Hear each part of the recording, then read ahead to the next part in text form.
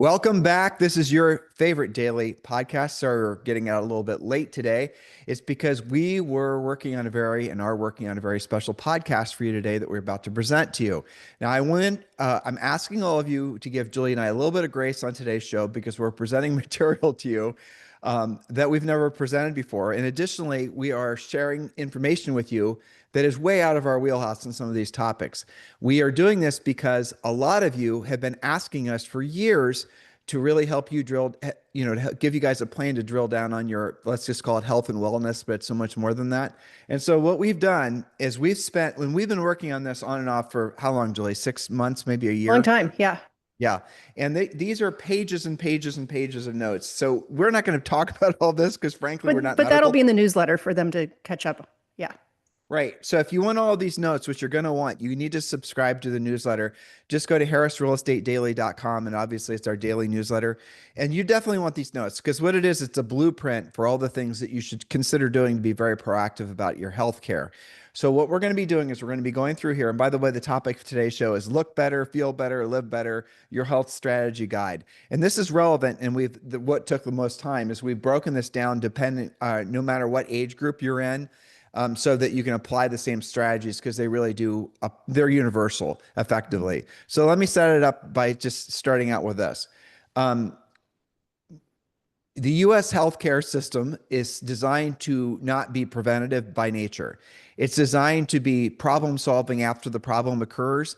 And it's only makes sense. I'm sure all of you will agree that it makes sense to not have the problem in the first place, right? Ideally, right? Ideally, yeah. So it would be great not to have the problem in the first place. And the problem could be minor, it could be major, or the minor problem becomes a major problem. And as you age, it doesn't matter whether you're in your 20s or your 30s on older, there's little, things that you can do that'll be preventative to help you to prevent manifest problems as you get older.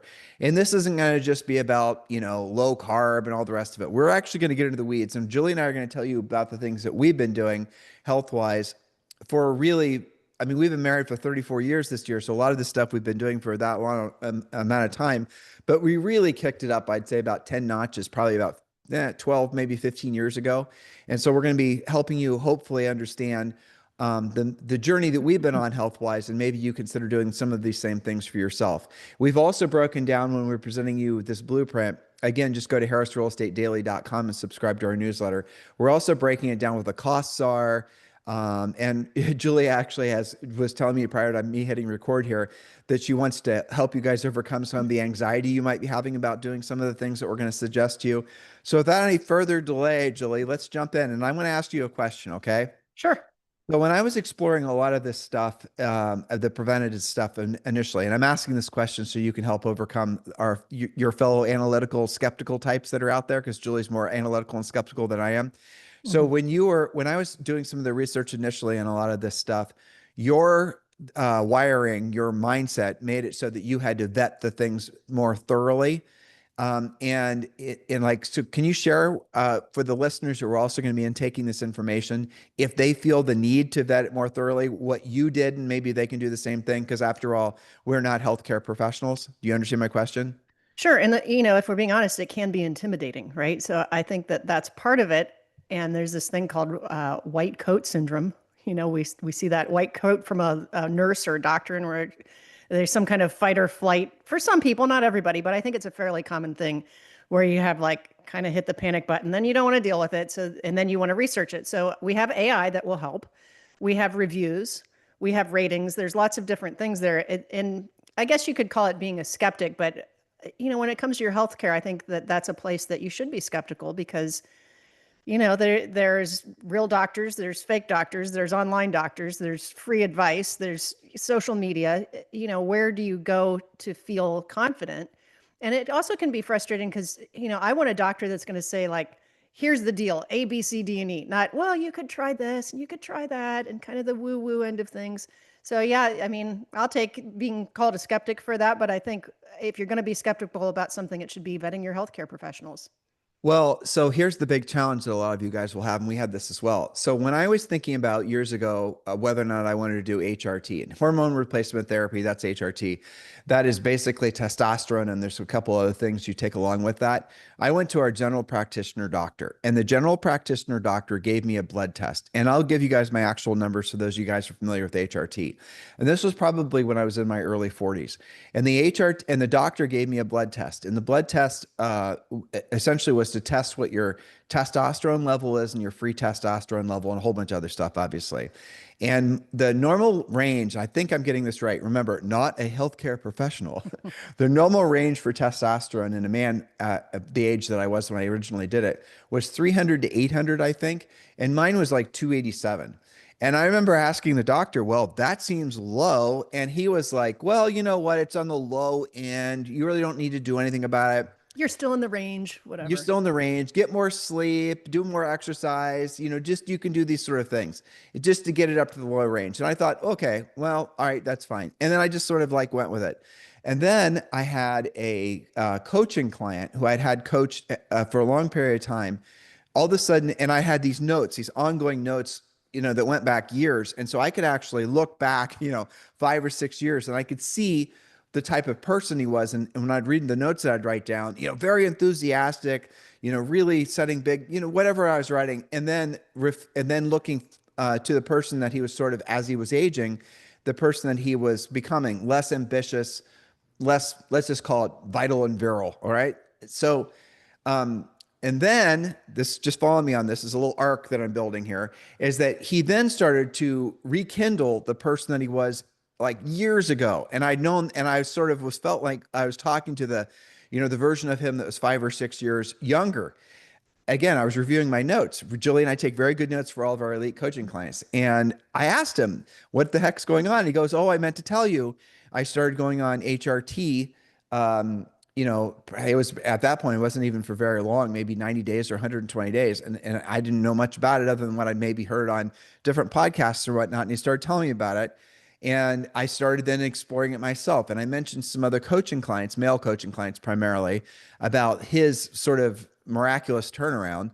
And they, almost to a person, also went on HRT, but I didn't, right? And remember, I knew that I had that blood test that said my testosterone level is 287. I said, well, I'm able to get things done.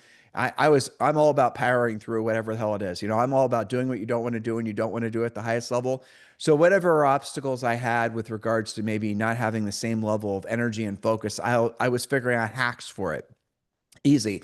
And you guys are probably doing a lot of the same things as I'm trying to describe the story so you can maybe relate to it. And so then I had these coaching clients again en masse that were essentially having these sort of turnarounds in their lives. So I've decided to go and do some more exploration on this. So maybe I was the skeptic, not you, Julie. But you decided to go beyond just the GP. Exactly. And then the general practitioner. And then I started talking with people, doctors who only focus on real doctors who only focus on HRT. I started to, learn more about it. I didn't want to, I just wanted to understand why is it that these men were having such miraculous turnarounds. And so then I finally had my blood test again. And then I put the doctor put me on HRT and a hormone replacement therapy. And I think I was 42 or 43, somewhere in there. I don't remember. And it wasn't right away, but within 60 to 90 days, there was a miraculous turnaround. And I mean in the sense that I started to have better energy. I started to have, obviously, I was able to recover from working out more. I was able to work out more. Your skin, your body feels different and it looks different. I was able to focus for longer periods of time. I didn't get as tired or sort of worn out or just sort of, how sometimes, Fatigued, kind of stressy feeling. if you guys are in your 20s, you won't understand what I just said. But as you get older, what happens is so when you're younger, you can have high levels of intense concentration and work for maybe like 4 or 5, 6 hours, maybe realistically 4 hours. But as you get older, that window, cheep, beep, beep, beep, so now you're down to like maybe 2 hours. And I was feeling like that was happening. But with the HRT, I started to come back. And all of a sudden, it was like, oh, this is it. So my mood improved. I started to feel less old. Just that's the only way of it, really describing it. Wouldn't you say you felt more like yourself? Yeah. Well, you tell me. I mean, you seemed more like you in your 20s and 30s, and more energy, excuse me, and more of like an even keel emotionally and also mentally being able to deal with more intensity. Whereas before it seemed like that was becoming frustrating. Well, I mean, I definitely could tell a change. And I would say probably 90 to 120 days.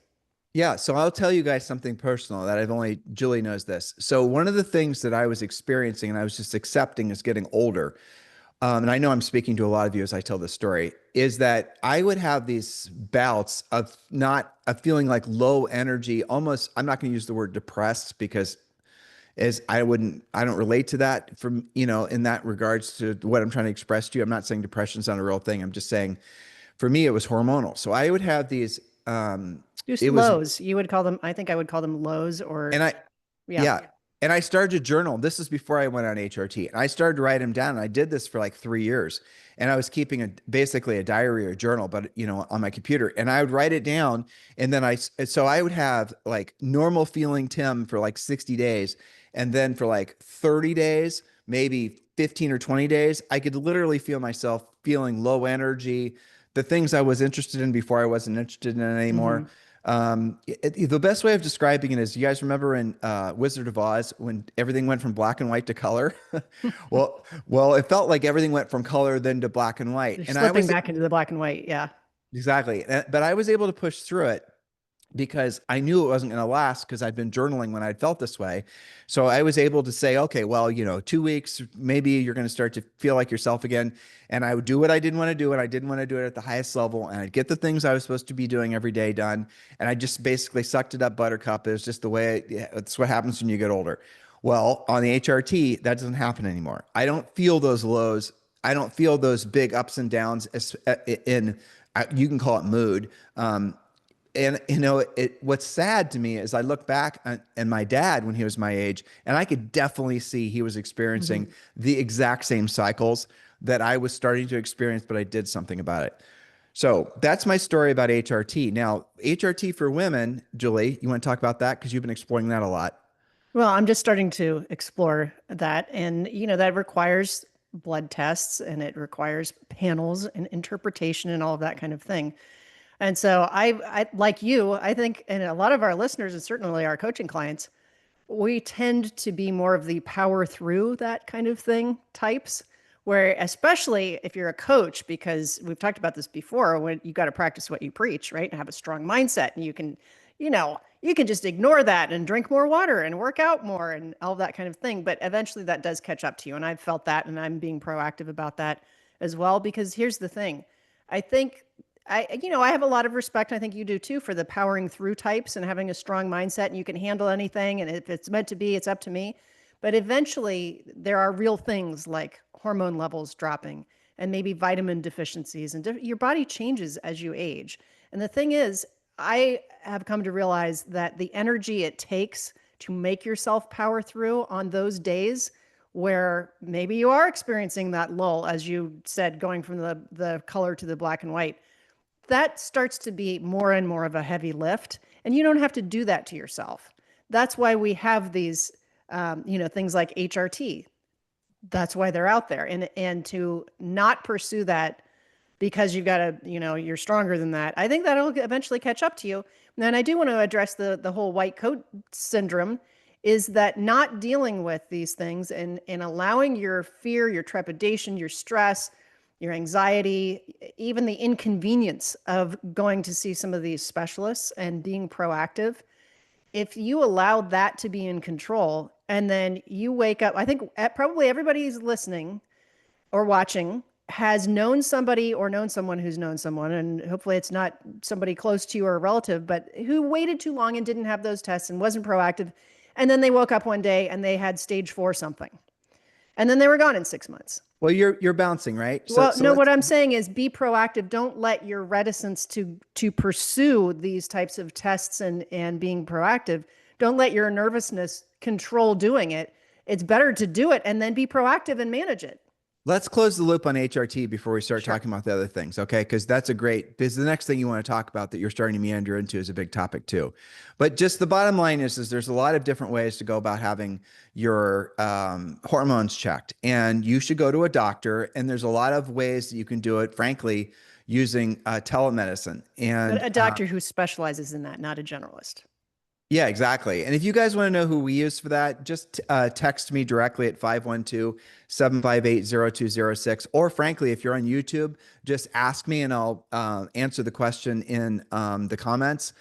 Again, we're not medical professionals. We don't have business relationships with any of these people, but the place we use, they'll send us to one of these labs. There's, several of these national labs that you could just go and have your blood drawn, and then they send the results to the HRT doctor, and the HRT doctor then will prescribe based on whatever your results are. And then you do checkups every 6 months. It's really no big deal, honestly. It's just once you get into the cycle of things, it's, every Monday I have my HRT, and that's about the extent of it. And then I do just wash, rinse, repeat, and do blood tests every 90 days or 6 months, however frequently I want to do it. So yes. And so for women, it's interesting. I think this is worth talking about, Julie, because you were under the misbelief that HRT for women was just absolutely a no-go. And I ran into somebody in our community in Dorado, a gal who was about your age. Mm-hmm. Do you remember who I'm talking about? Larry's wife. Mm-hmm.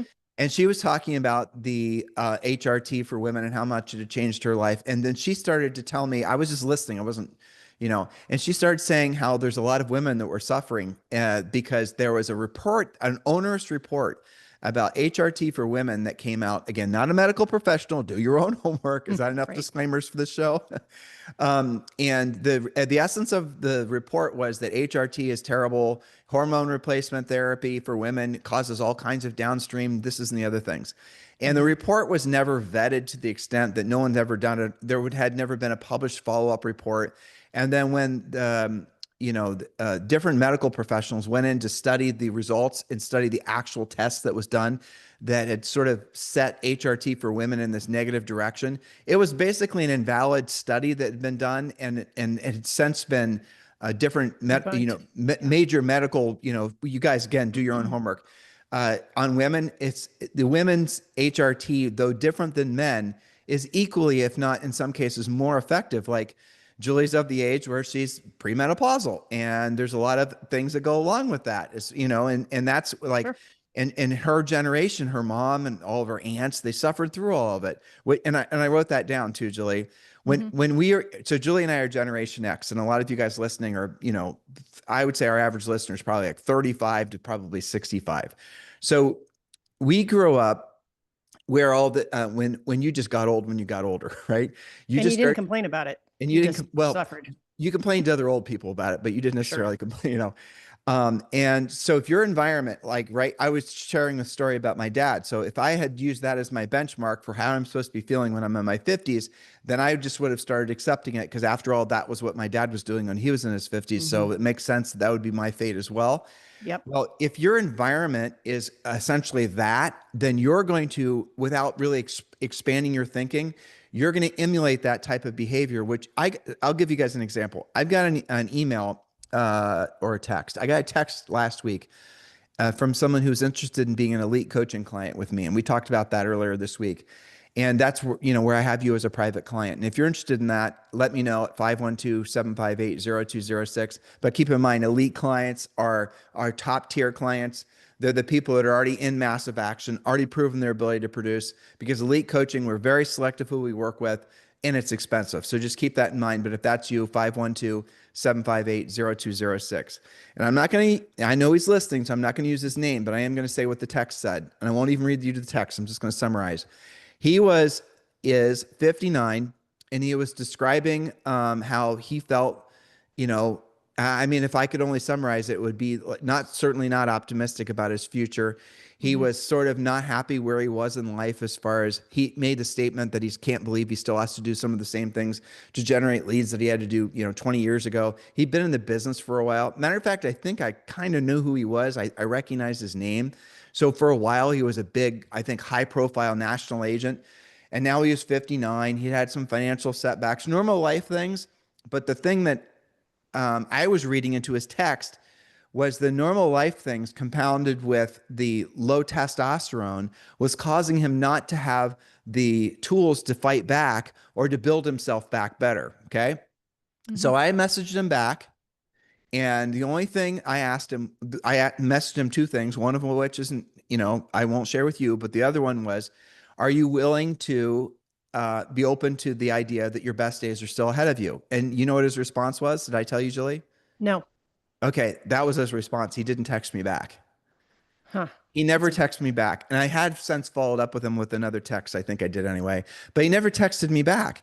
So he told me this story about, how he felt like he literally said, he said, I know my best days are behind me. I remember that part. You read it to me. Yeah, Yep. I told you that. And I Mhm. just thought to myself, this guy really truly does need, and this is one of the reasons I want to do this show today, because if you're Mhm. listening, we're talking about this HRT stuff, because had you scheduled a call with me, that's one of the things I would have told you to do is get your blood checked, because I guarantee you, my friend, you have low T. Otherwise, you've proven your ability to be successful in the past. I do not give a rat's ass that you're 59.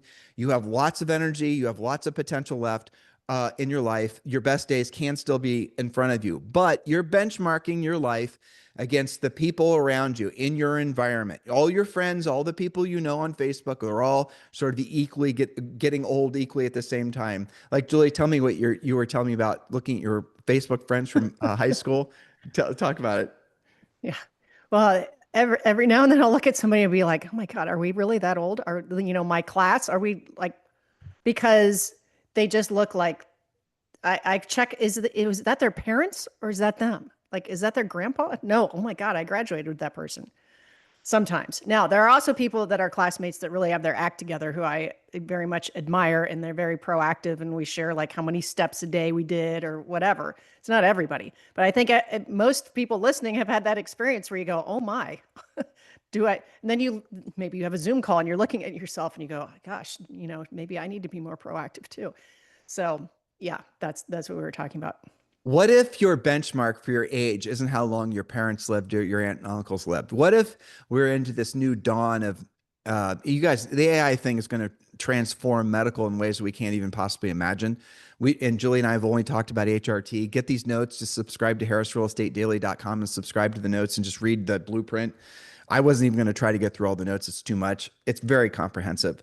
But in any event, the point is what if your benchmarks that are you're part of your iOS, your software in your head, are all completely wrong, right? Because if you think about it, you are subconsciously modeling the behavior of the people around you, and they're modeling the behavior of the people that they grew up with, their parents and their aunts and uncles and their grandparents. But you Mhm. got to think back how many generations ago that was, and how little we knew about peptides and hormone replacement therapies and all these other types of things you can be doing. And there was something, Julie, remember I read it to you yesterday or the day before, where they're actually figuring out, you're going to have to help me here because I always screw this up, the epnogenome and Oh, epigenetics? Are you the talking about? epigenetics. Remember how he was saying I that actually have woven that into Fun Friday tomorrow, if we okay, well, want a can you talk about cliffhanger. it But now? we can talk about it a little bit too, if you want me to. Sure. So, uh, epigenetics it's really the ability, and they've studied this. This is not speculation. It's the ability to, through your lifestyle, your choices, your health, like your nutrition and your exercise and things like that, you can turn on or off a gene that is within you that you are pre-programmed with. Okay. So maybe you're programmed to have, we're doing all these tests. We're thinking about things like cancer. Maybe you do have cancer in your family and you know that you've got that gene. Studies have shown that by changing your certain habits and lifestyle things, you can turn that gene off, that you're not just destined to have that happen to you. That is a real thing. And they're studying that as something that I follow. There's Well, Julie, also but some but RNA testing that you can change not just your epigenetics, but your RNA, which is similar to DNA, but it's much more specific to certain things. but so you can change behaviors that will Yes, lessen the likelihood of that's that right. gene being activated. But these new therapies that they've Mhm. developed are actually going to be able to completely turn those off inside of your Yeah, body. very So, cool, right? right. So your genetic predispositions, as it were, Hmm.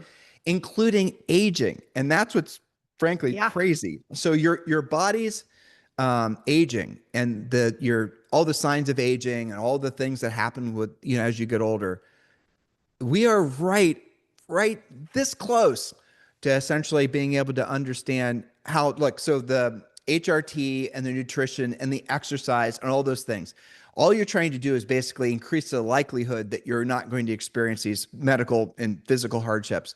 But what's going to happen, and again, I listened to this, it was 2 hours long, but I couldn't stop watching it.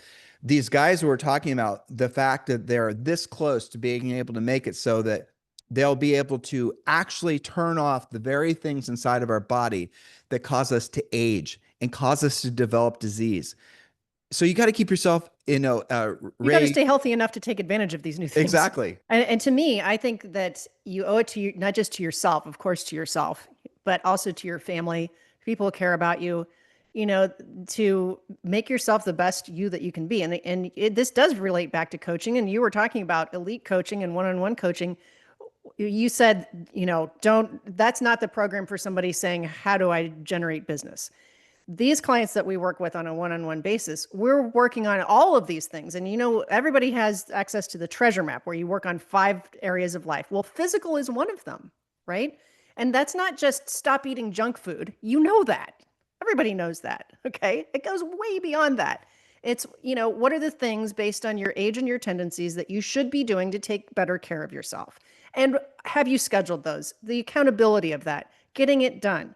And then having a professional who specializes in those things analyze those results and give you well-reasoned solutions to getting better at that. Like, I'll give you an example for me. We live in the Caribbean most of the year, and we live in the mountains in North Carolina during hurricane season, okay? Living in the Caribbean, where you and I go on a walk every other day for 6 miles in the sunshine, I never in a million years would think I was vitamin D deficient. How is that even possible? But for whatever reason, I am. Okay, so what does that mean? Take more vitamin D. Well, how much should you take? And if I didn't do it, what are the things that leads to? The doctor that told me that said that there's all kinds of stuff that would be negative if I didn't get in front of that vitamin D deficiency. Now that's something I could have easily gone the rest of my life thinking, there's no way I'm vitamin D deficient. I get plenty of sunshine, right?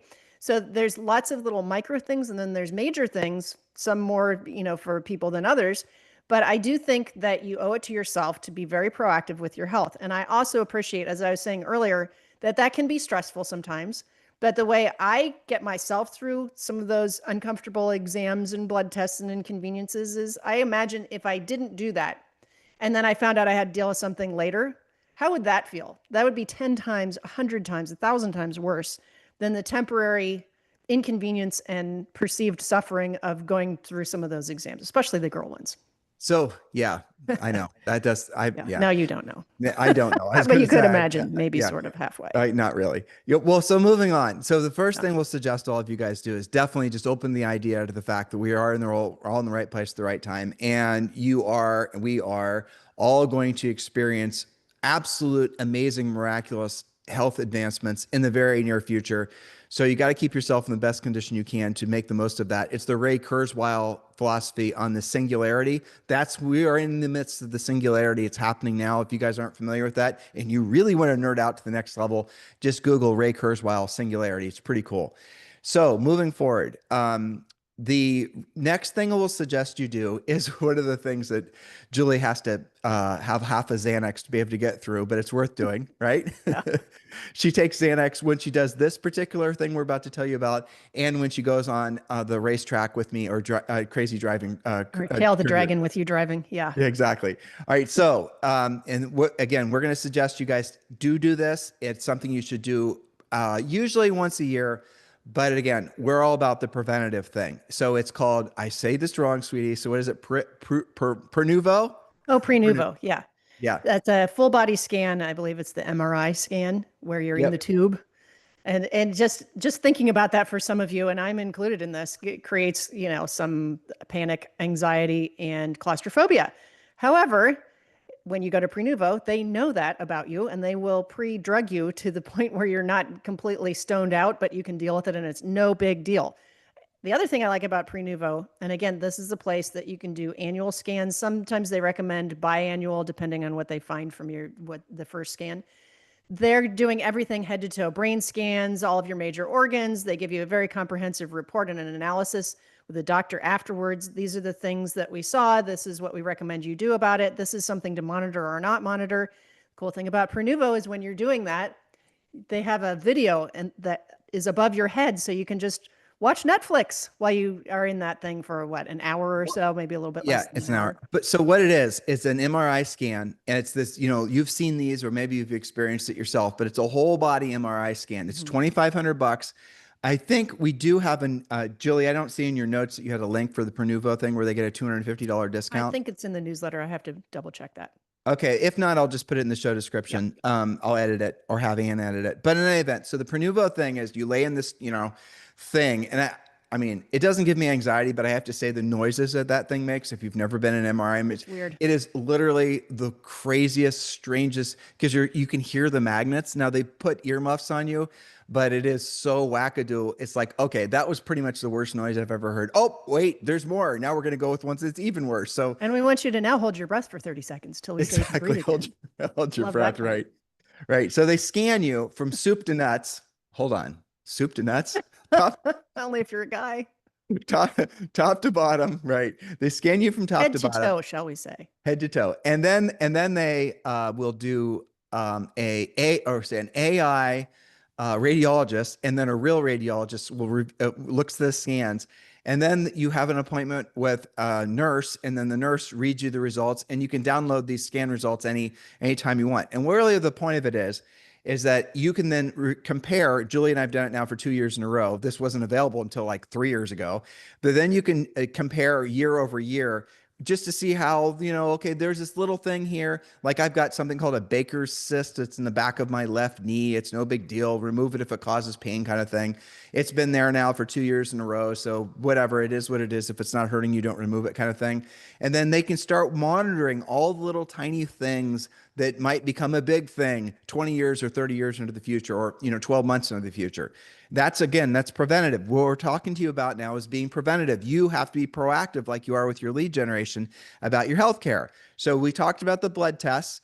The one thing we didn't talk about, the HRT blood test, is it's going to test all your hormone levels. And then in addition to that, you can use like Merrick Labs or I forget the name of the other one. But again, these big lab companies, you can have them do complete blood panels, and their doctor or nurse will review them with you. And you can have included with your blood panel will be blood tests for any early warning signs in your body that your body is cancering in any of your vital organs. So you can have that done too. So again, proactive. We want you to take care of your body, health, nutrition, exercise, those things everyone sort of knows. The next thing is we want you to take to the next level, start doing the blood test. Do consider doing HRT. It's like there's the statistics on the male end of it, because that's what I've really studied. It was incredible. Like most men, by the time they hit 40, have lost something like 50% of all the testosterone they had when they were 20. Yeah, I mean, it's the Clint Eastwood quote, right? I mean, Clint Eastwood's 93 starting a new movie. And he's famous for saying, I'm just, every day I fight to keep the old man out, Mm-hmm. and all of us need to be doing it. So that's the first thing, the blood test. And then the doctor then after the blood test will give you some health and nutrition suggestions, more of this, less of that. Now, and then we talked about the scans. Okay, the scans is another thing. It's preventative. They're going to then see if there's anything, making sure everything's as it should be. Now, the next level beyond that, I'm going to talk about weight loss. Does that make sense, Julie? Are we going in this Yeah. logical No, order? that's all. It's all related. That's a good segue. Yep. Okay, so I'm going to just be real direct with you. You're fat and you know it. Why Maybe do I not know all that? of you, but Yeah. chances are good statistically, at least some of you. Yep. Yes. Well, it is most of them, right? I mean, statistically, you're fat and you know it. And it's like you get fat My slowly. job, just like during listing appointments, is to soften the direct approach that Tim takes occasionally. Go ahead. Well, but I mean, I'm trying to make But them laugh. yes, you're right. Yeah. Well, the average American is like, we don't even need to make them feel any worse than just saying it as I just did. But just start out with that premise. And I get it. If you're in an environment where everyone else is equally as, let's just say, rotund, then it's normalized to you. You don't really think about it. You're just like, oh, I'm fat, but oh, Bob over there, man, that guy's a whale. People say Yeah, and think these things. sure. And if your environment where everybody's fat and it's normal, okay, so here's the problem with being fat for long periods of time is that a lot of the medical problems that people have normalized as they get older are solvable if you lose weight. Diabetes, obviously, a lot of the problems with, the problems that where people take lipids and all these other things to Hmm. help with blood cholesterol. We have many friends now. It was so funny when people started taking semi-glutide. Julie and I were in North Carolina at our mountain place, and we went back to Puerto Rico where we have a ton of friends in the gym, and they were like, "Holy crap, these people don't even look the same." It's because semi-glutide had just become a known way of losing weight maybe 6 months prior to us returning, and all these people had lost all this weight. And of course, when you ask them, none of them were on semi-glutide, right? None of them would say they No, were, but you kind of suspected that they were. I've been So working out more. yeah, I've been working out more. Yeah, over Christmas. Yeah. Yeah, sure, buddy. So one of our friends, and then many of our friends who had been fat, who had lost the weight, were telling us, and two of them in particular were telling us how they had completely gone off of. I'm really not a medical person, but the things that you take I when think you it was have, lipids, wasn't it? I think it was lipids, the blood cholesterol stuff. And so one of them, I think I don't remember. His name doesn't matter. I'll remember when I stopped trying to remember. But Yep. he said he went to the doctor and he had a high cholesterol problem for like years. He went to the doctor to have his blood test taken. And this was after he was on semaglutide, after he'd lost some weight. And the doctor just sort of had always been telling him, you're going to have huge heart problems. You have this problem with blood cholesterol. Same thing, same thing. Stay on your drugs. So he went on semaglutide without telling his doctor. He lost a bunch of weight. Rob, Julie, Hmm. don't say last names. Rob. We Yeah, I saw know what you them. mean. Yeah. Yeah, we hung out with them in Italy Yes. at I an know what you mean. airport. Yes. Yeah. All right. So he lost a ton of weight. And then he was telling me this, Julie and I, this story, how he went to his doctor. The doctor gave him the blood test. The results came back. The doctor didn't even tell him the results. The doctor said, oh, somehow your results got mixed up with somebody else's results. You got to go back. And he had his Hmm. blood taken again. And then the doctor, obviously, the results came back again the same. And the doctor said, Rob, what the hell are you doing? How did you go about now? Hmm. You lost, you have none of these, cholesterol level problems anymore in your blood. And he said, I went on semaglutide and I've lost a lot of weight. He was using a telemed doctor, by the way. Hmm. So the doctor couldn't really see him, beyond his shoulders because it was a Zoom. And the doctor said, I can't believe it. I've never seen these results before. And so why am I telling you that? The doctor himself, who was a heart specialist, hadn't yet studied why every single one of his patients should be on semaglutide. That's interesting to me. Remember when I Hmm. told you I went to see the GP and he said my low range of testosterone was okay, that's fine. And then I went to see a specialist and he said, I never told you guys the punchline. The specialist said, yeah, well, you can get by with low testosterone, but wouldn't you rather have it in the normal zone, which is in the 6 to 800 range? And I said, well, yeah. And so that's Duh. where I've Yeah. remained. You guys get it? So this is the same thing that Rob was experiencing with his doctor. His doctor had never even really thought to study semaglutide, tell his patients to all get on it. He did. And then I heard that's a variation of that same story from a lot of our other friends at the gym. Moral of the story here is the jury is in. RFK, Julie, did you hear this? He's trying to make Hmm. it so that semaglutide is one of the things. Healthcare, that health insurance will cover it. Yeah, Yep. not just health insurance, but Medicaid, Medicare too. Hmm. It, And it's he's it. a skeptic. Yeah, he is a skeptic about everything, right? Yeah. Yeah. No, but that's encouraging. And the thing is that people think of that I think primarily now as the weight loss cure or drug, but they've shown that it affects all of these other things, like our friend Rob with his lipids no longer being an issue. There's so many other things that it's regulating and improving upon. I think part of what we're talking about today is to stay up to speed on things, right? So you mentioned with the women's HRT that there had been that very damaging article that had a lot of press but wasn't particularly vetted. And then there was some vetting, but the criticism of it was not nearly as publicized. So you could go on, as I did, for several years believing based on that article that maybe that's not something I want to do, right? And there was a lot of negative things that people were talking about semaglutide, and of course there are limited 4 or 5 really scary reports where somebody died of it. And here's the thing: when you read those, because I do read further down than the headline, it says it's because they thought that because they were losing weight with a little dose, that if they did 10 times the dose, then they must be able to lose 100 pounds in a week instead of 3. Thinking that through logically, that would equal an overdose. So, Well, of but Julie, course, something bad happened because you self medicated. You just said something really interesting about semaglutide. So there was a whole bunch of reports, and it was Mhm. all garbage reporting. And you guys do this homework yourself, like Jules just said, about semaglutide. Oh, big danger of semaglutide. You're going to lose muscle mass.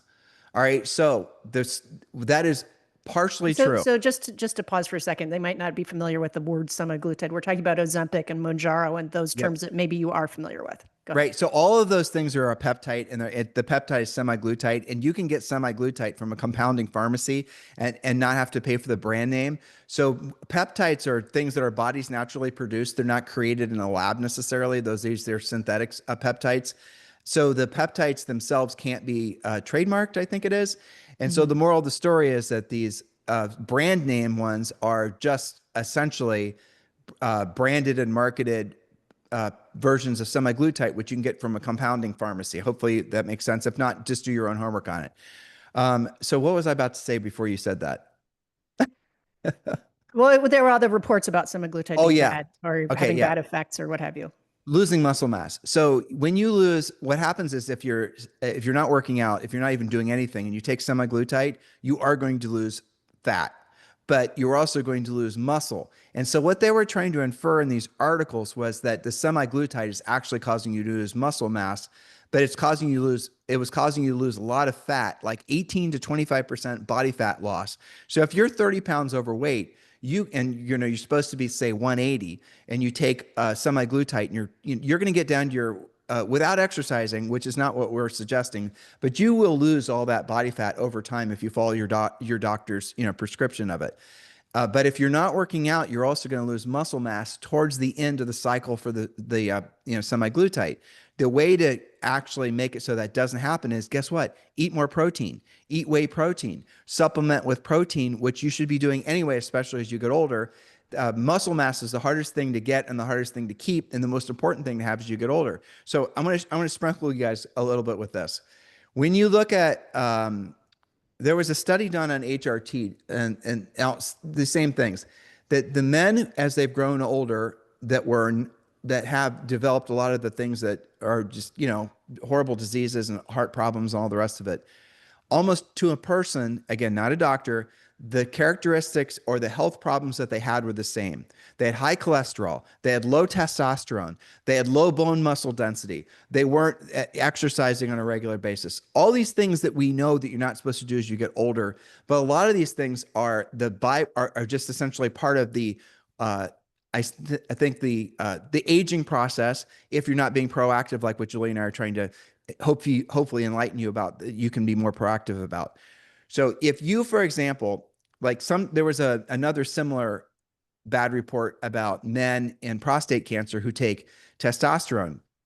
Do your own homework on this, but you'll find that there actually is no correlation or virtually no correlation between an increase in prostate cancer and testosterone. Now, if you're older and you have prostate cancer and you go on testosterone, it's believed that possibly taking testosterone will fuel the prostate cancer to be more aggressive. But that in itself isn't even validated. But what is validated is if you study older men who have some of these horrible things that happen as a lot of people get older, they have what? Heart disease that would have been preventable had they gone on, semaglutide. They have low testosterone, and a lot of the problems that happen with low testosterone that it could have been headed off the path had they started on testosterone. So the things that happen with aging that a lot of us just accept because that's part of your profile, or that's what happened to all of your relatives. Again, just really driving this point home. You can actually head a lot of that off at the past, and you can decide to go on your own way. If you should be exploring all this information yourself. You should be going past even what we're saying on this podcast, past what we have researched extensively on this white paper that we want to give to all of you guys when you subscribe to the newsletter, and just take away from what we're presenting to all of you today and in this white paper, that when being proactive, you actually mitigate the fear. Because the fear that people have of the white coats, the fear That's of right. people have of getting older, is that you're just going to wake up one day and something's going to fall off or start leaking. Well, Yeah, but by living with that fear and having that pre-programmed this black cloud over your head that one day I'm going to wake up and it's just going to all hit the fan. Don't you think carrying that around is creating some of the stress? I Definitely. think it is. I mean, I get plenty wound up before doctor appointments. I do. But then when it's over, I'm like, ha, one less thing. Especially if I get, when I get good results back. Give that gift to yourself. That's one of the things that we are doing with our elite coaching. We are upgrading all of the things that we do for you. It's not just about making you more productive and getting you more time and all of the predictable real estate coaching things. It's about helping you become the best human that you can be for yourself, for your family, so you can live longer, you can live better lives, you can enjoy the fruits of your labor. That's one of the most common things that we see with coaching clients that are top producers that have figured that stuff out, right? That is not the issue. The issue is all of the things that they procrastinated, all of the expense that they did when they are learning to be very productive.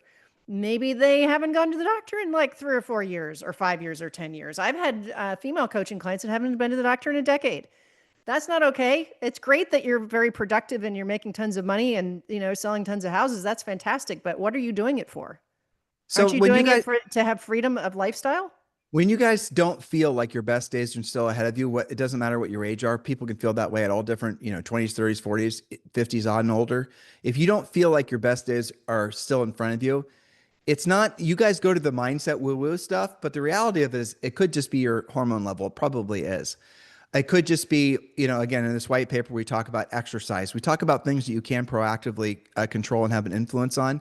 So if you don't feel like the person that you once were, this is your opportunity to really do something about it. Set aside your skepticism as much as you can. If you want to go down the rabbit hole and do all this research yourself, it's probably smart that you do that. But do be proactive. Don't wait around to have something fall off or start leaking before you decide to start doing start fixing the problem. Because then at that point, it's a hell of a lot more stressful and more costly. The number one reason for bankruptcies in the United States is, guess what? Medical bills, which you cannot, write off through bankruptcy. I think that's right.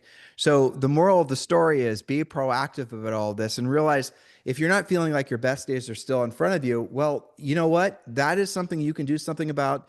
The more mindset stuff you have is if it's not turning the corner for you, it's probably something that's hormonal. It might be something that is just exercise or sleep related. We didn't even talk about, 90% of the stuff that we put together in this white paper for you guys. So do subscribe to our newsletter. It's harrisrealestatedaily.com. And if you have any comments or suggestions, do put them into YouTube. If we didn't get all of our facts right, forgive us again. We're not professionals at this. What we do when we talk about topics that are a little bit off of our, out of our Off the wheelhouse. normal menu. And yeah, exactly. We don't try to act like we're something that we're not. And we're telling you that this is because we're probably approaching this like a lot of you will be or are, just sort of in learning mode. But do take action on it and take it seriously. This is just one of the little tiny things we focus on with you guys about in elite coaching, because it's not enough. And this is what Julie was suggesting. It's not enough just to help you get your financial house in order. If you don't have the health and the mental, emotional wellness to enjoy the fruits of your labor, then you're probably not going to be very motivated to continue to work at a high level. Exactly. So if the younger version of you was an ass kicker and you're not an ass kicker now, it's probably because you need to get this white paper and start taking actions on these things. If you've gone to your GP and the GP hasn't really given you medical advice that has proven to be helpful, it's because he or she doesn't understand it or know it. I'm going to tell you, Julie and I will tell you guys a funny story now about something we did in January that I think will make you guys laugh. I'll tee it up and you can tell the story. Wait. Yeah. Okay, go ahead. So I had been for years, Julie and I wore glasses, and we didn't wear contacts. We wore glasses. We started wearing glasses, I think every day, probably about 12 or 15 years ago. And glasses kind of suck. There's no two ways around it. You're putting, if you wear glasses, and all of you will, like 99% of everyone by the time they hit 45, are going to have to wear glasses. We started to explore that there was a way that you could no longer have to wear glasses by doing, it's called different things, but if you guys Google it, premium lens replacement surgery, basically, where they replaced your lens. And it does sound horrible, but it's actually very simple. So the essence of it is they'll go in there. It's not a contact. It's not LASIK. I'm not talking about either of those. They go in there and they remove your lens, because as you get older, your lens loses its elasticity and everyone develops cataracts. We didn't have any cataract issues, but obviously we were wearing glasses, and your lens can't, when you squint, if you're not wearing your glasses and you have to squint to see small print, what you're doing is you're forcing your lens to actually start focusing again because it doesn't do it naturally. Like when you're younger, Mhm. you can adjust your eyes, just adjust it You don't even know what's instantly. happening. You don't even know what's happening. But as you get older, you start, glasses are just merely a hack. They're a crutch, is at the end of the day what Mhm. I'm saying. So you can get premium lens replacement therapy, surgery, and they pull out your old lens. They actually, it's not pull out, it's suck out, but that's aside. And then they put it in a new lens. Well, I won't gross them out, but that's the essence. And the procedure's 15 minutes per eye. It's no big deal. Julie, who do we use? Sight Trust in Florida. Yeah. Sight Trust in Florida. Okay, Yep. so one of the things after you have the procedure, Julie and I were there. They have a follow up the following day, and I remember essentially in the follow up, I was able to read my vision in my left eye went back to 2020. I can read the tiniest little print on anything now, which is incredible.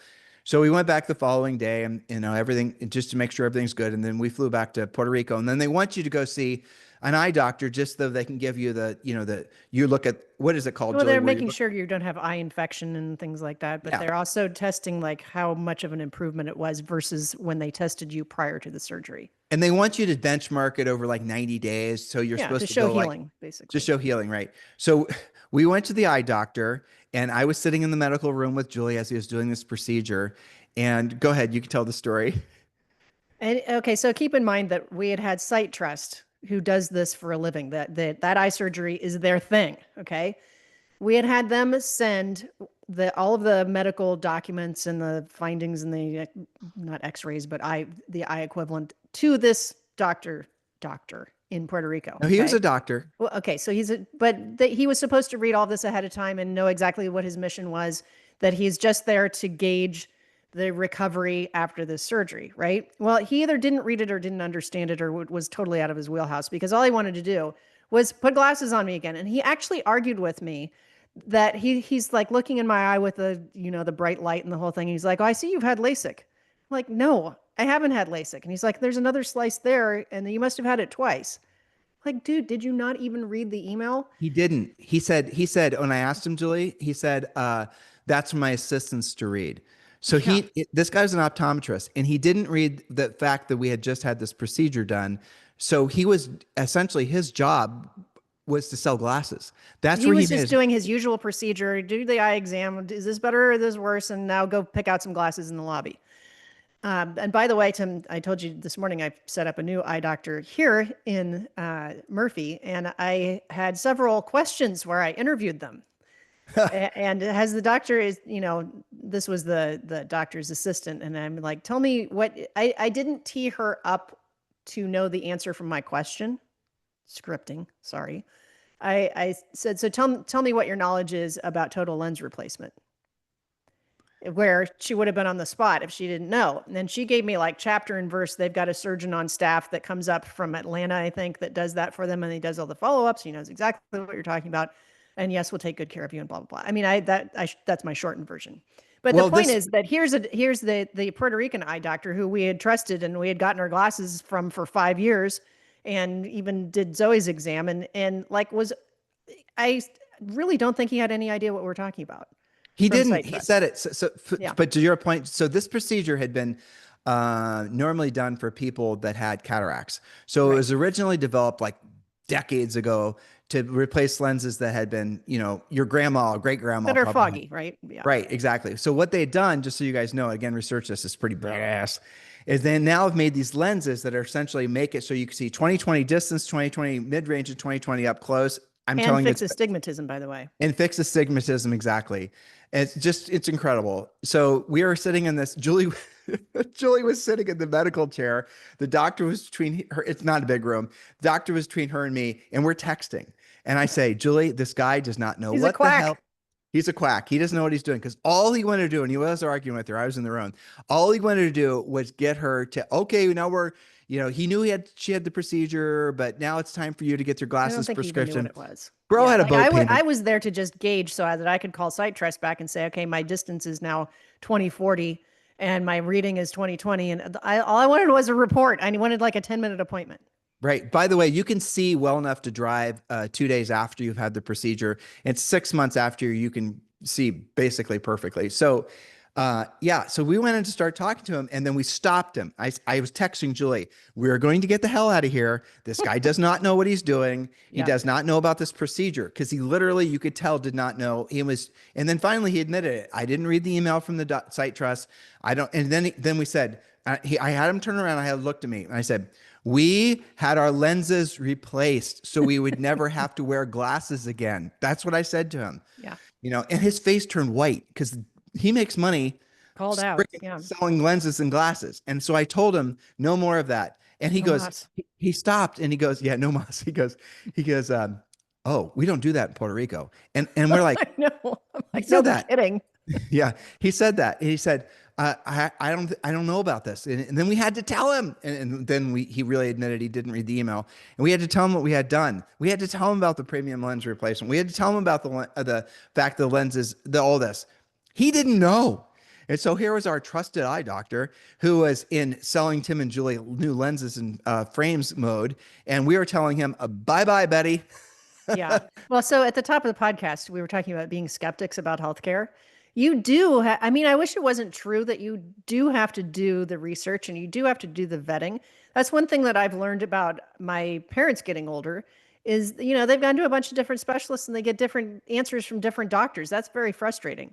But just like real estate, you guys listening, you have, whether you realize it or not, you do have a specialty. Most of you are residential specialists, but there are some that are like, we have a really good friend in California. He's not just a commercial agent, but his thing is strip malls. That's his specialty, right? Doctors also have specialties. Now, it's not as obvious for us to know, especially when you're dealing with a GP or, it didn't occur to me that an optometrist in Puerto Rico wouldn't be as versed in things that happen, a 2-hour plane flight up in Miami, right? I didn't think that, but now it just adds to my vetting, right? Put things through filters. When you hire a coach, you put them through filters. When you take your kid to Well, you decide what should. school to send them to, you have filters. You interview the teachers. You look at the curriculum. Medical care is the same thing.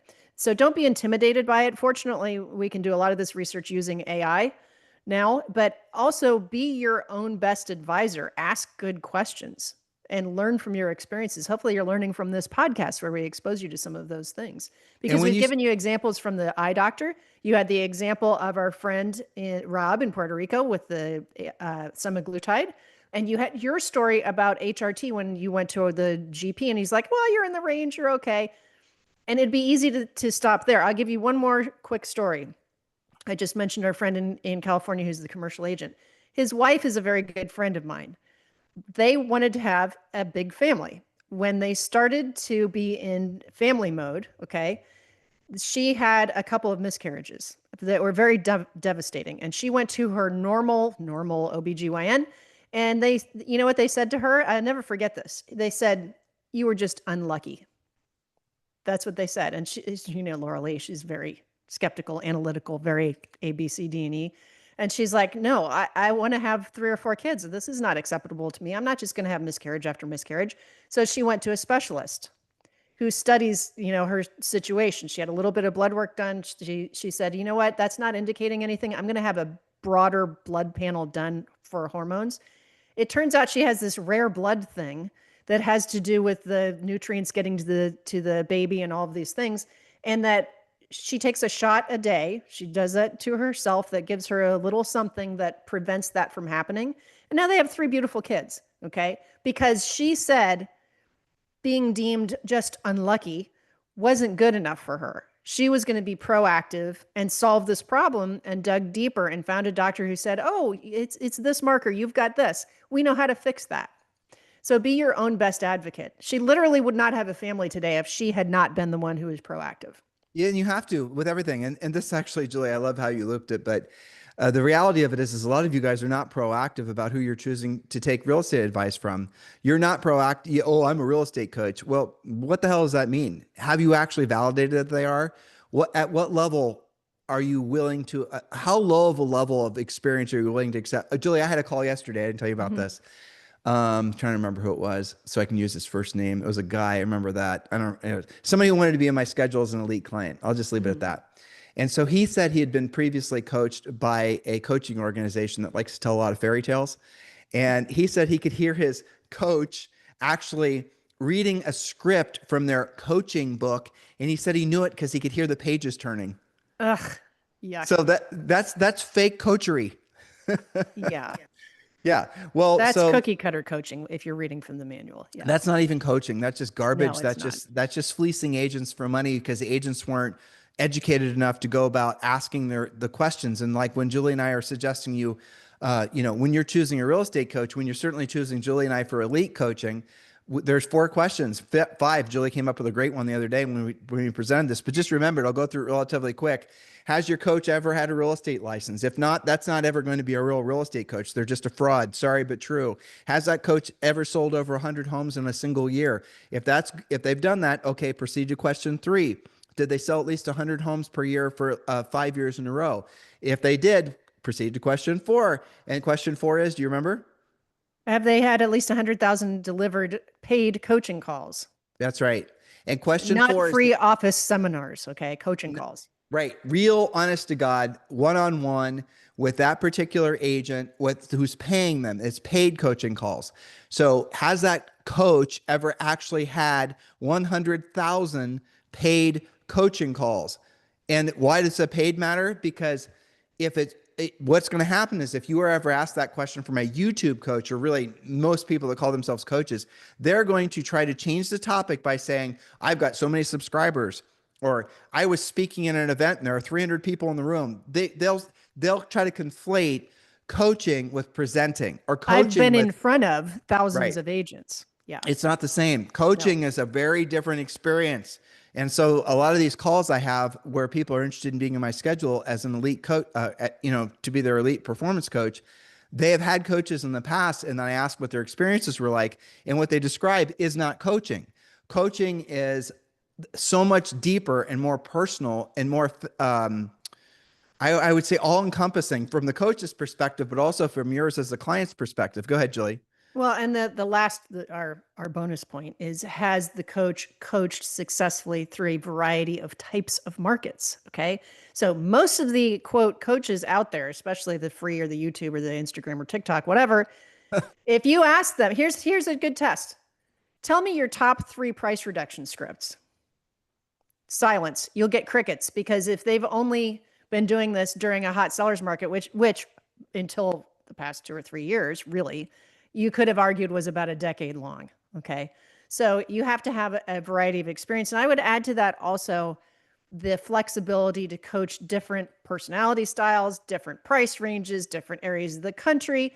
Just because, the coach lives in California and you're a California agent does not automatically mean they're the best coach for you. They'd be a better coach if they had a variety of coaching clients in different types of markets, so that they have a greater flexibility of what they know how to teach you to do. Yeah, I mean, that's truly it. And by the way, if you guys are interested, so we have, 4 levels of coaching. Elite coaching is our own private schedules. And I have not been privately coaching for almost 2 years, and I've decided that I want to have 10 clients. And I think I probably have all the spots spoken for. But if you're interested in being an elite coaching client with me, I'm very picky who I'm going to work with, as is Julie, because I'm looking for people that come already motivated. Look, I get it. Some of you are maybe needing to have some of this medical stuff gone through, and I'll help you do it. What I'm looking for is if you've been successful in the past. What I'm looking for is somebody who's moved past sort of the ego stuff, who's has realized, even maybe without even saying it, that they know that everything they want in life is on the other side of doing what they don't want to do, and they don't want to do it at the highest level. I'm looking for people that are either were on the ascension and have leveled off and want to get back on the ascension again. Or I had a great call this morning with a guy named, Is it Dom? what was his name? Dom. Yeah, thanks. Yeah. And he was great. And he'd been successful. And I know you're listening, Dom. He'd been successful, but Julie was actually walking by when I was talking to him on my speakerphone. And instantly Julie pointed at him and said, she mouthed to me, "That's the perfect client for you," Yeah. because he is. So Dom has no real plan, lack of organization, but the guy sold 141 houses in the last, I have forget how many years. So that is what I like. If And you're he a new, talks to people, what did he say? 50 people a day or something like yeah, that? yeah. And he Yeah. totally is exactly. So I'm like, okay, good. This guy's willing to do the real work of real estate. I could totally make this guy into the best agent ever. That is what I personally look for. So if you're a newer agent who's sort of looking for your direction, let's talk. A lot of the folks that are reaching out to me are people that have been really successful in the past and have leveled off. Let's talk. If you're looking to really make it so that your best years are indeed in front of you, not just for the sake of your business. Frankly, that's not enough. Health, wealth, enjoyment of life. We're not woo-woo coaches. You got to be real clear about that. Julie and I are the antithesis of woo-woo coaches. If you're coming to us with the whole deeply rooted mindset issues and all the rest of it, the prescription we're going to give you is get into massive action, and this is what we're going to tell you to do or suggest that you do. You're then going to be held accountable to the things you're going to commit to, and then surprise, surprise, your mindset issues seem to melt away. That is going to be our prescription. We're not going to be spending a lot of time trying to get you to get centered with the universe and channel your inner dragon or whatever these other things that people tell you, because we know ultimately that stuff's just woo-woo and fluff. We want you to actually enjoy the fruits of your labor, and we want you to enjoy it as urgently as you possibly can, because you really only live once and you're dead a real long time. And so that's what we're looking for. We're looking for elite coaching clients, and only Julie said 2 or 3. I don't know how many spots I've left. So text me directly if you think that's you. 512-758-0206. In the meantime, this information is going to be posted exclusively in our newsletter. So if you want the long form of what we just presented to you, it really is a GPS, a white paper telling you exactly what you should be doing no matter what age you are. I'm going to be supplementing it. I was writing some things down as we were talking. I'll put some stuff in the notes, especially on YouTube. But yeah, definitely go there and download it. Just go to harrisrealestatedaily.com and subscribe to the newsletter. Anything else you'd like to say to these guys? The funny part is, Julie, you and I thought we were going to do this in 30 minutes. Impossible. I think, be proactive. Don't wait any longer on this. Even if you're not, staring down your 40th birthday and you're in your 30s or your 20s, start being proactive now. One of the cool things about that scan that we were talking about is that gives what they call a baseline, so that this is what you look like when you're healthiest. If you're starting when you're younger, right? This is what your body wants to do. This is how you are now. And then you do it 2 years later. Maybe you do hit 40 and you say, I want to be even more proactive. Okay, so how does that compare to the scan we did 2 years ago? Are things getting better or worse? What are the changes in your body? So don't wait. Waiting is not going to be on your side. Be proactive. And I promise you, you will feel relieved. Even if you find out there's something that you've got to deal with, isn't it better to deal with it earlier rather than later? I think it Julie, is. I'll tell you Go something ahead. funny. So Dom said he'd been listening to us for 3 years. I've heard this a whole bunch of times. I've been listening to Yeah, you guys me too. forever. And then I say, well, so why didn't you hire us earlier? And then they kind of waffle. Well, I had this coach and that coach, and they figured out they're all fake coaches. But I listened to you and Julie, and I knew what you guys were saying was true. So why didn't you hire us earlier? I keep on asking that question. And they say, because I knew you wouldn't put up with my bullshit. That's That's right. what he They weren't said to ready me for today. the accountability of it yet. He didn't want it. It's because Sure. you have to be mature enough to uh, step up to the things you're To your hiding own from. potential. Yeah, Right. And that's like what this health stuff is too. And that's what all these things are. sure. But we're Well, looking you know for, what? That's interesting because it is a level of emotional maturity that you have to force yourself into. yeah. And, it gets a little bit easier, but you're never going to just be like, all right, let's do the MRI machine today. Woohoo. You accept the fact that you're going to be a little bit nervous about it, but I also accept the fact that when it's over, you're going to be 10 times as relieved. Hey, Julie, let's go on a colonoscopy vacation. What do you think? Yeah, let's do that. That's awesome. Okay. So I am going to tell them a Said punchline. no one ever. I'm going to tell them something funny about the eye procedure since they listen this long. I'm going to tell them. All right. About So the eye procedure? uh-huh. Okay. So the eye Oh, procedure is no big deal. A lot of measuring, a lot of drops. I'm not saying it's comfortable, but it's no big deal. And they totally anesthetize you. You don't feel anything. They give you a Valium and you're kind of like doped up, but you're still awake. So you're awake during the procedure. Don't worry, I'm telling you it's no big deal. You don't like, I barely remember it. But what I do yeah. remember is the wonderful nurses at this place. They're The great. staff there was ridiculously, ridiculously good. So the nurse gave me my little Valium. She said, "You're going to be going in next." And she said, "Don't worry, honey. The only thing you're going to feel is a slight pressure on your eye." And I'm thinking like, okay, whatever. I don't remember any pressure, but I do remember this. So about halfway into the procedure, I start, and remember, I couldn't feel anything. Your eyes are open. You're not really registering anything. You know, you're on Valium, but I do remember this sound. And I started hearing this slurping noise, Yeah. and I started thinking, like laying there with my eyes open, kind of doped up, hearing this going on. And I didn't ask any questions. I just kept my mouth shut. Yep. Certainly don't want to interrupt the doctor as he's doing his thing. Nope. And then I thought to myself, you know what that is? That's the sound of their little microscopic vacuum vacuuming out my old lens. That's what it was. Creepy. That's what it was. It So was totally like alien abduction for about 10 minutes, but well, it didn't last that long. It was more like maybe yeah. 30 Well, seconds, but it not the was enough. vacuuming part, but yeah, Yeah. Oh yeah, yeah. The procedure is like because of alien. the lights and the things. But yeah, I'm glad we did it. That's the thing. Lots of Yeah. ramp up to it. The pre-op was more extensive than the operation itself. But either way, I am very glad that we both did it. You should It's look just into it. measuring is all it is they just measure and make sure that the It's like an lens. extensive eye exam. And if you guys are curious, because I know that at least 50% of you are probably wearing your glasses right now. If you're curious, go to that sitetrust.com website. They've got some really interesting videos that explain all of this stuff. So it's less of a weird concept to you. They're very good. And again, this is an example. Again, that's what they do. They don't do a whole bunch of other stuff. This is what they do. So they can explain it at a very professional level. And you can tell from their staff is super professional too. So if you're curious about that or anything else that we've talked about, do your own research, pull out some of these facts from the newsletter. Maybe you should be an elite coaching client so that we can take it to the next level with you and make sure that you're not just, bringing top level healthcare to yourself and your family and your spouse, et cetera, but some of the other things that we'll be talking to you about on future shows. We drill down on like it's not just lead generation and business systems and organization and sales scripts and objection handlers and building your team and all the rest of it.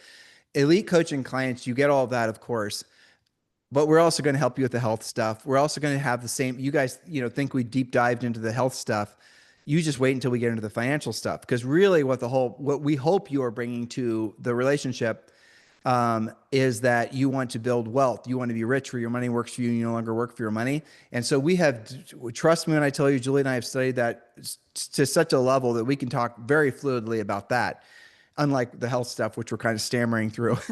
Yeah. But as far as that goes, all these different aspects of your life will be covered. So when you have a coaching relationship, an elite coaching relationship with Julie and I, it's going to be like nothing you've ever experienced before. And you will finally know what real coaching is. So if you think that's you, and if you're ready for top level coaching, text us 512-758-0206. That's my cell phone number. Don't call, text. I swear I never answer the phone. And just leave and when you text me, just give me a little bio on you so I know where I'm starting from. And then I'll read it and I'll do a little homework on you. I'll go online, do some research on you.